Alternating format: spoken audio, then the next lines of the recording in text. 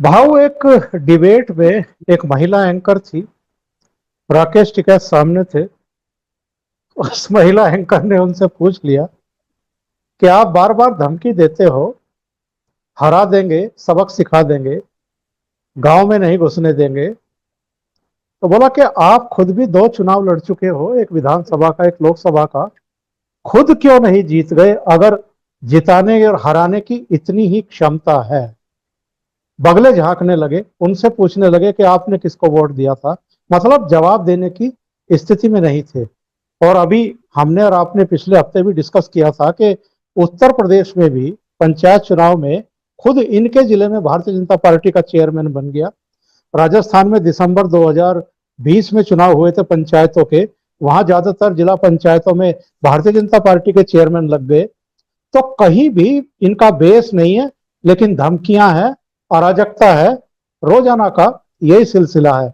अब ये लखनऊ में थे कल, और लखनऊ में कह करके आए कि अगर योगी सरकार ठीक से काम नहीं करेगी तो हम लखनऊ में भी चारों दिशाओं से ऐसे ही जाम लगा देंगे सड़कों पर, जैसे हमने दिल्ली में लगाए हुए हैं।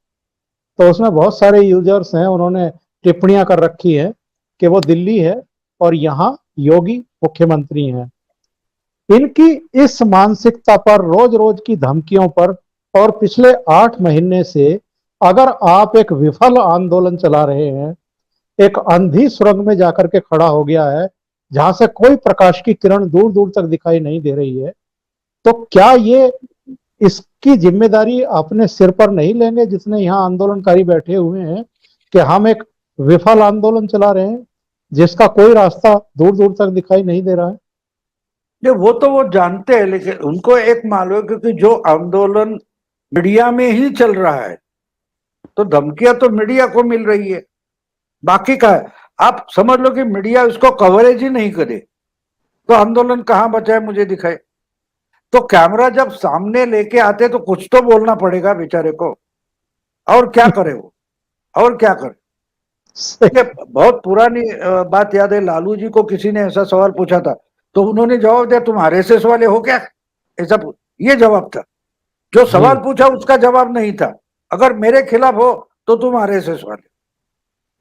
तो ये सवाल टालने से कुछ नहीं होता, और इनका आंदोलन पहले दिन से मीडिया में ही था, पहले दिन से मीडिया में था।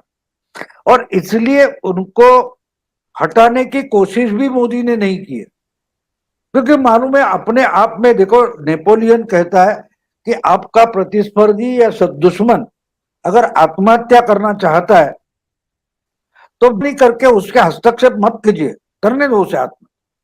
अगर जो अपने आप मर रहा है उसकी मर्डर क्यों करोगे तुम? जी नाम जी। का 302 का धारा 302 अपने सर पर क्यों खींचनी है भैया? ये तो चलने दो, और जोर से चलो।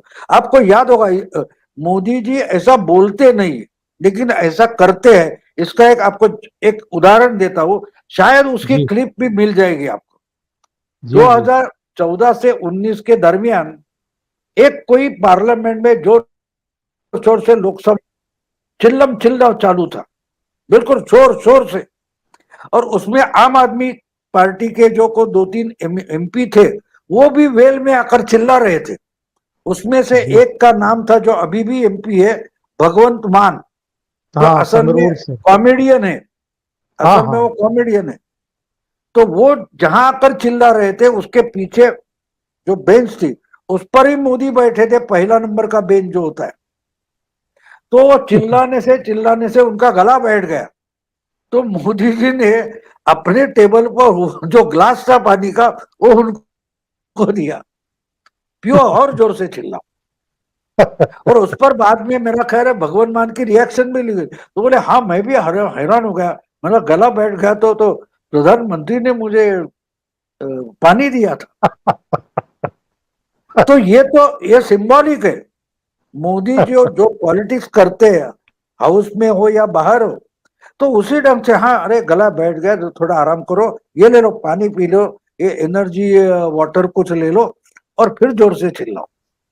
तो हम तो टिक्कट पर बोलते हैं, लेकिन उससे चालाकी से मोदी जी जो राजनीति करते हैं उस पर हम देखते नहीं।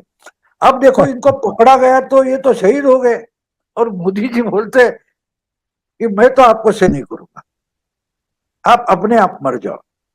सही समझे? है। इसी को तो राजनीति बोलते हैं।